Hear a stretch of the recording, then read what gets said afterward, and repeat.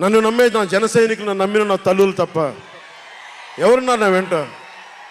ఎందుకు నిలబడి ఉన్నావు?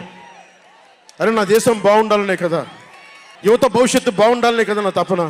అలాంటి నేను సినిమాలో ఉన్నప్పుడు కూడా అందరు హీరోలు బాగుండాలని కోరుకునేవాడిని. ఒక సినిమా హిట్ అయితే నాది అయితే ఒక వారమే నేను ఉంటాను. బాలయ్య గారి సినిమా సూపర్ డూపర్ హిట్ అవ్వాలని కోరుకునేవాడిని. జూనియర్ ఎన్టీఆర్ గారి సినిమా హిట్ అవ్వాలని కోరుకునేవాడిని. బాహుబలి ప్రభాస్ గారి సినిమా హిట్ అవ్వాలని కోరుకునేవాడిని. మహేష్ గారి సినిమాలు హిట్ అవ్వాలని కోరుకునేవాడిని.